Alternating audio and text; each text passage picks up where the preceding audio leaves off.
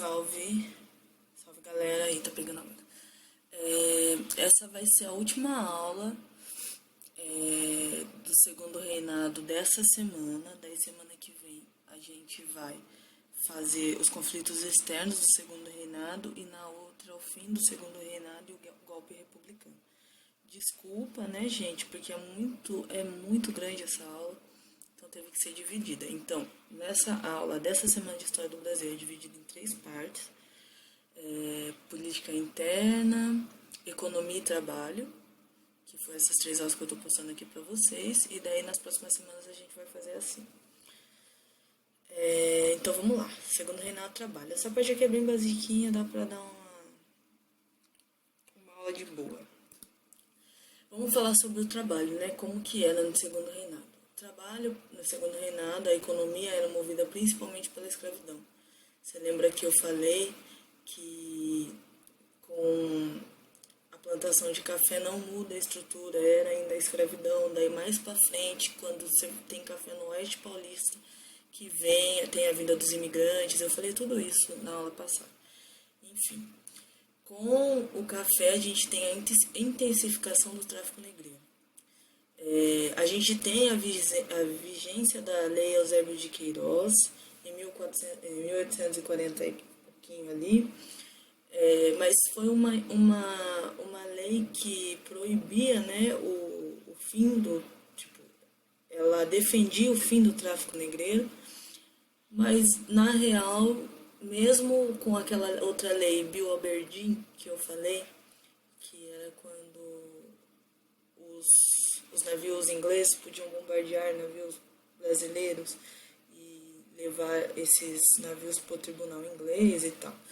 Enfim, mesmo com essa lei que corroborava a lei Eusébio de Queiroz, não parou o tráfico negreiro.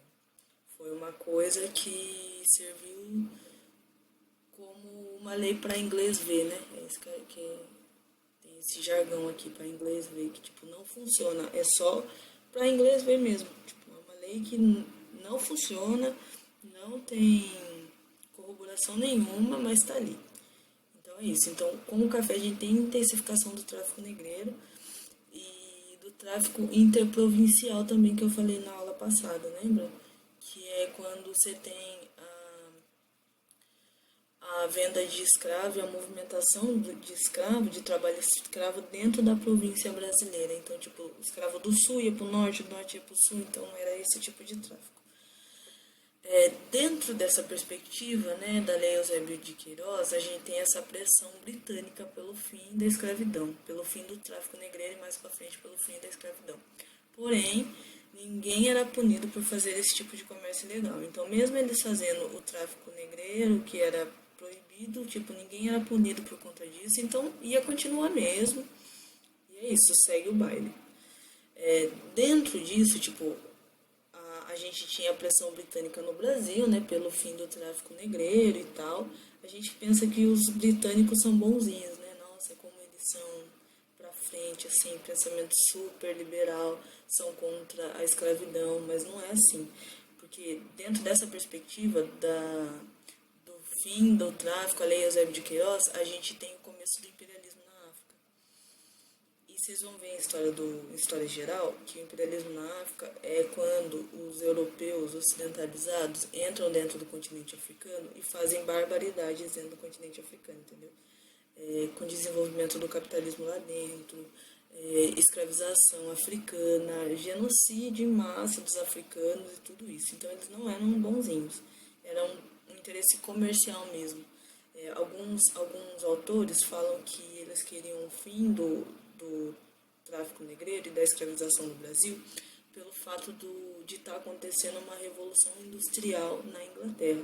E o que essa revolução industrial causa no Brasil?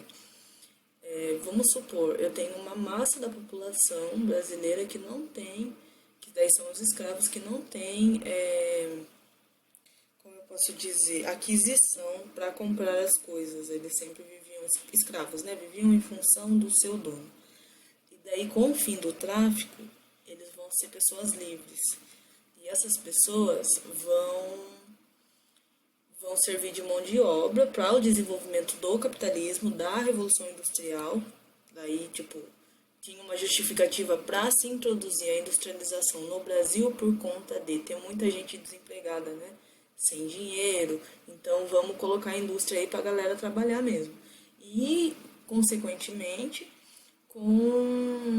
isso daí ajudaria com que tivesse uma camada da população, que daí seriam os escravos libertos, que comprassem produtos ingleses.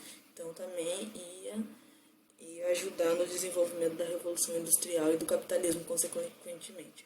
Isso é alguns livros que trazem isso, tem literaturas que divergem, mas é basicamente isso. Então eles não eram bonzinhos para os escravos, eles era por interesse mesmo de desenvolvimento. Dentro dessa perspectiva, né, dessa turbulência que estava se vivendo no Brasil, Leia Eusébio de Queiroz, desenvolvimento do café, desenvolvimento da indústria, com o Barão de Mauá, que a gente falou na aula passada, a gente tem pessoas que defendiam o movimento abolicionista, que daí seriam organizações de escravos, escravos libertos, os quilombos, os próprios quilombos. Então houve-se uma intensificação dessa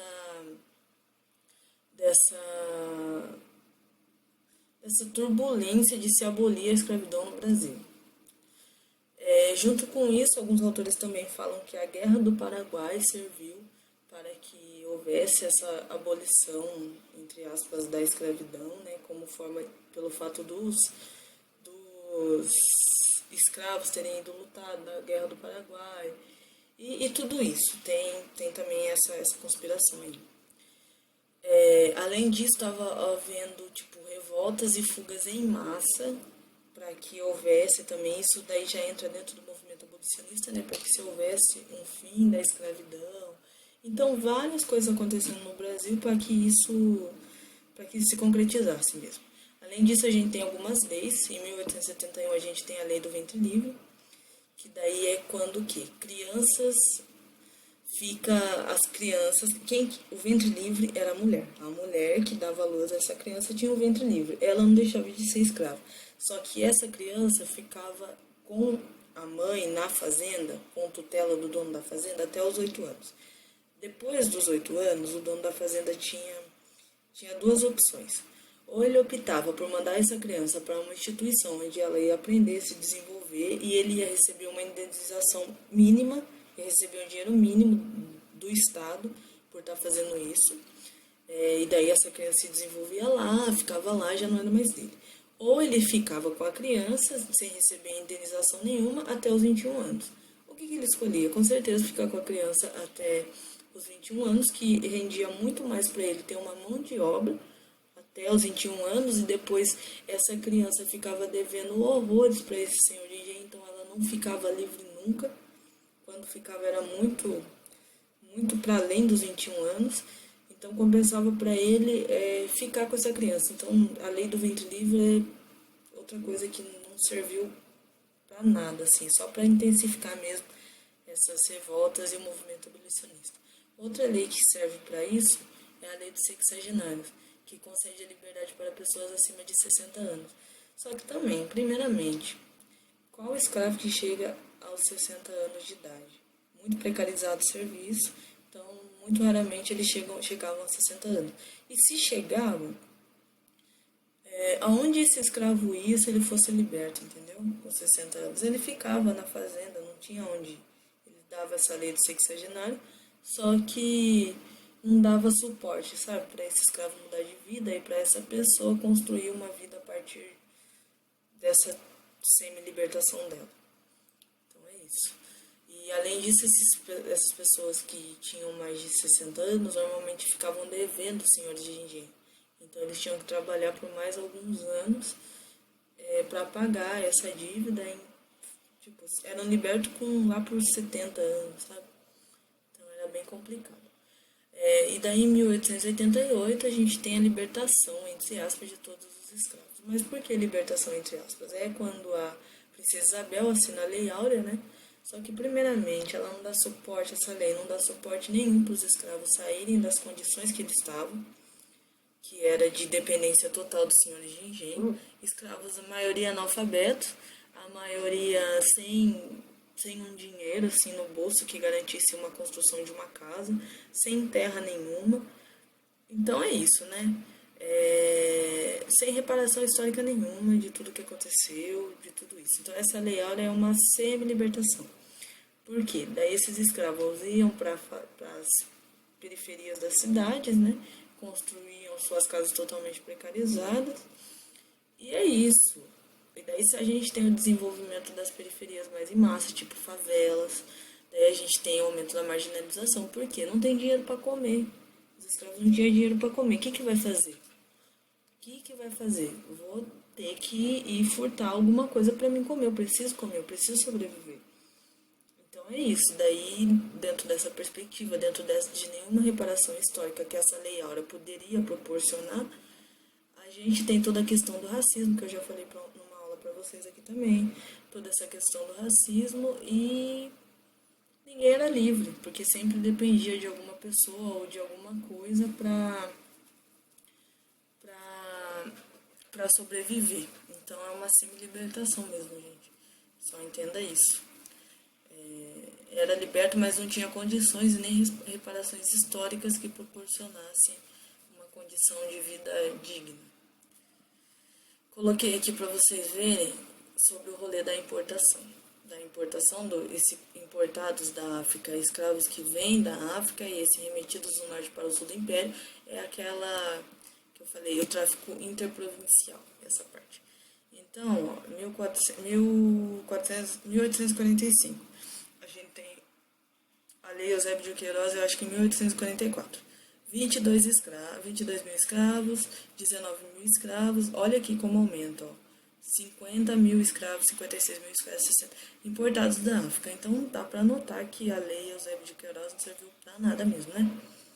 Tipo, pra nada, porque isso daqui aumenta. Daí a gente tem esse declínio, que daí é quando tem aquela pressão britânica mais acirrada, mas também nunca para. E daí, ó, aqui começa o tráfico interprovincial. Você vê como é grande os números de escravos que vinham da província, ó, 1851. A gente tem 3 mil escravos vindo da África, mas daí a gente tem esse aumento significativo do número de escravos que eram remetidos do norte para o sul do Império. Então é isso. Daí vocês dão uma lida nesse gráfico melhor aqui.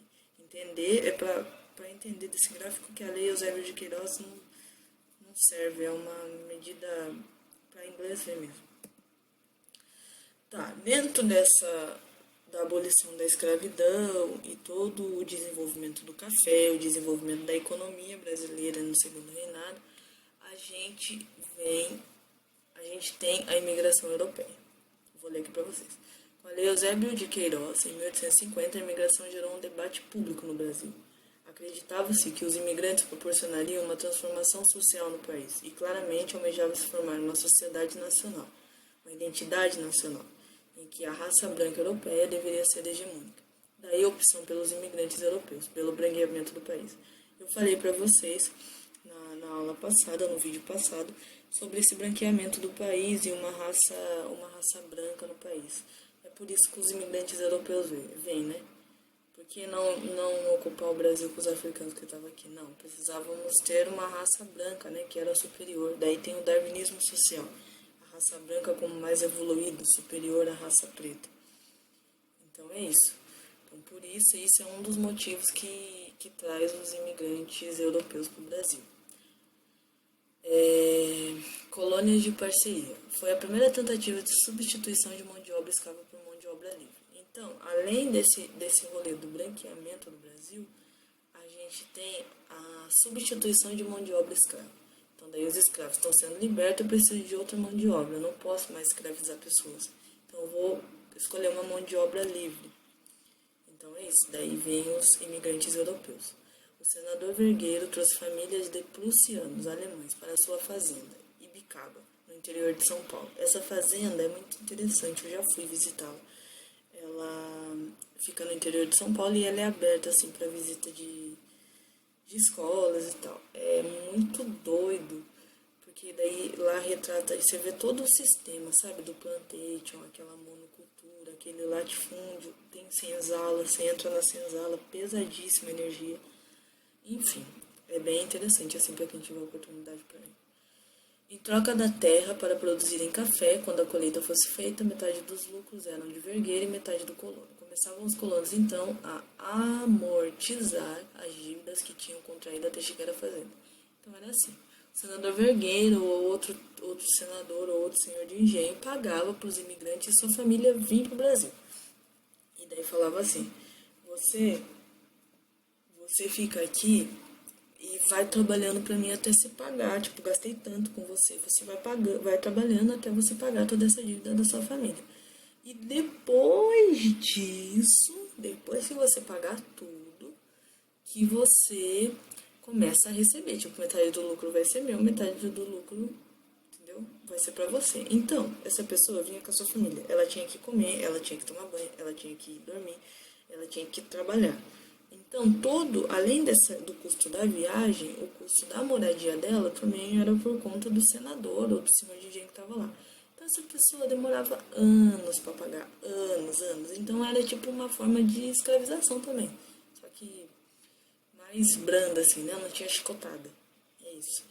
Mas demorava anos para essas pessoas poderem sair daquela fazenda, porque ela tinha que pagar o que ela comia, que ela pagou por esses anos, tipo, o que ela comeu esses anos todos sem pagar, e o da viagem, e tinha que pagar da filha, do filho, da mulher e de tudo isso. Então era complicado essa situação.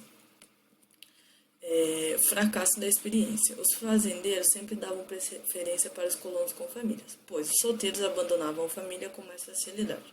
Outra vantagem de receber a família do colono era na época da colheita na fazenda, em que os familiares de colonos eram braços para trabalho. A mentalidade ainda muito escravista dos senhores o faziam lidar com esse colono como se fossem escravos. Os colonos só compravam alimento na venda das fazendas e os senhores superfaturavam as anotações. Não havia contratos claros de trabalho. Então é isso, gente. É isso que eu falei. As pessoas tinham que comprar alimentos. Ela já vinha com a dívida da viagem, daí ela tinha que comprar alimento dentro da fazenda desse colono, que era caríssimo, caríssimo, e daí ela tinha que pagar isso de alguma forma. Então, para ficar realmente, que nem eu disse aqui, ó, metade dos lucros do senador e metade do lucro do trabalhador, era demorado. Então eles tinham essa mentalidade escravista e as pessoas, tipo, ficavam lá, os imigrantes ficavam lá por anos na fazenda, trabalhando sem ganhar nada, uma vida totalmente precarizada. Passos para o sucesso da imigração. A grande imigração, particularmente de italianos, foi fortemente estimulada e subvencionada ou auxiliada pelos cofres públicos, ficando o governo encarregado de pagamento das passagens dos imigrantes e muitas vezes dos primeiros serviços de assistência quando de sua chegada. Desse modo, os imigrantes ficavam menos dependentes do seu patrão que os colonos. Então é isso. Quando o Estado começa a auxiliar, a supervisionar e a estimular essa vinda de imigrantes e começa a subsidiar isso, a pagar isso, desde a viagem até a chegada e conseguir dar uma assistência ali quando os imigrantes chegam, acaba esse rolê todo aí muito, muito ruim, muito chato, do imigrante vir e ficar devendo para o senhor de engenho, entendeu? Então, quando o Estado começa a subsidiar isso, dá um sucesso aí da imigração. Daí tem uma nova imigração dentro dessa perspectiva. A elite rural mudou a sua postura para se abrir à entrada de mão de obra, criação da sociedade auxiliadora da imigração, que é o Estado auxiliando a imigração. A unificação italiana e a unificação alemã, encerradas em 1870, trouxe italianos e alemães para o Brasil. Os Estados Unidos fecharam também a entrada de imigrantes depois da ocupação do oeste americano. Então é isso, só o Brasil não, mas o Brasil predominantemente, depois dessa unificação ali da Itália e da Alemanha, recebe italianos e alemães para o Brasil, subsidiando isso com a criação da sociedade auxiliadora da imigração e dando ferramentas para que esses imigrantes se instalassem no Brasil de uma forma melhor. Assim. Daí, dentro dessa perspectiva, a gente tem a imigração no sul do Brasil, que, diferente dos imigrantes europeus que vieram para São Paulo e tiveram que se inserir nas fazendas de produção de café, os imigrantes que foram ao sul do país conseguiram comprar terras a preço acessível, em função de ser uma região de fronteiras que era interessada Dom Pedro II que fosse ocupada cada vez mais, em função dos conflitos platinos com os países vizinhos, marcou-se pelas pequenas propriedades nas mãos desses imigrantes europeus. Então é isso. Muito imigrante europeu ia para o sul do Brasil. Por quê? Porque Dom Pedro tinha que ocupar aquela região, Rio Grande do Sul, Santa Catarina, toda aquela região do sul. Então as terras eram vendidas pelo Estado. Lembra que eu falei para vocês, lei de terras? Era o Estado que comprava e vendia. Então essas pessoas vinham com mina e dinheiro e conseguiam comprar terras bastante assim. Por isso que a gente vê tantas pessoas mais brancas e mais com características alemães e italianas assim no sul do país, por conta dessa necessidade de imigração e de ocupação nesse pedaço. Então era tipo um incentivo, as terras eram muito baratas, muito baratas. Então eles conseguiam comprar e se instalavam no sul do país, ali naquela área de fronteira, ali, como se fosse para eles cuidarem da fronteira do Brasil. Não cuidarem, mas está instalado ali, Dom Pedro tinha certeza que tinha gente ali. Então, os conflitos com a Argentina e outros países ali vizinhos era menor. Aqui é só um esqueminha aqui sobre os imigrantes, sobre isso que eu falei, que os imigrantes é uma alternativa à crise da escravidão, depois que os escravos foram libertos, né? A gente tem o vergueiro, que é o sistema de parcerias, revolta, que daí teve o fracasso, que é quando os imigrantes vão para a fazenda e daí ficam endividados, então é um fracasso. Daí em 1871 a gente tem São Paulo, que é a imigração subsidiada pelo Estado, aquela que eu falei, o Estado pagava. Em 1884 imposto sobre escravos para auxiliar a imigração. Tem isso também, que em 1884, um pouco antes da Lei Áurea, os escravos, os senhores de engenho tinham que pagar um imposto sobre os escravos que eles tinham, então isso só auxiliava para o incentivo mesmo da imigração, entendeu? Em 1886 a gente tem a Sociedade Promotora da Imigração, que também é um rolê que auxilia e que corrobora para que a imigração aconteça. A gente tem a Elite Paulista dentro disso, a atração de imigrantes e escritório de Genova. Posterior a isso, a gente tem a ocupação de terras no interior das províncias do sul, que foi o que eu acabei de falar, agricultura familiar, porque muitos desses imigrantes vinham com famílias, e a política de branqueamento da raça brasileira. Então é isso. Coloquei essa pintura aqui para vocês verem sobre o rolê da imigração e a escravidão. Aqui a gente tem um homem branco e aqui a gente tem uma mulher preta, com certeza ex-escrava. Ela está dando graças a Deus que ela tem um netinho branco. A filha aqui como uma mulher preta, só que uma preta mais clara, que com certeza é casado com esse homem aqui, tá mostrando o filho dela para a mãe dela, né? Mostrando o filhinho, a criança para a mãe, e a mãe dela tá dando graças a Deus ou graças a outra entidade sobre isso. Então essa pintura ela revela o quanto era importante o branqueamento para o Brasil, o quanto era enriquecedor. Muito obrigado, Jesus, por ter pessoas brancas, por eu ter um neto branco. Enfim, é isso, né, gente? É o que era enraizado na cabeça das pessoas. E aqui é a cara do homem soberbo de, olha, eu vim salvar essa nação, essa raça. Então é isso. O que não é muito isso, é muito bonito ser preto, no Brasil principalmente, e uma forma de resistência, né?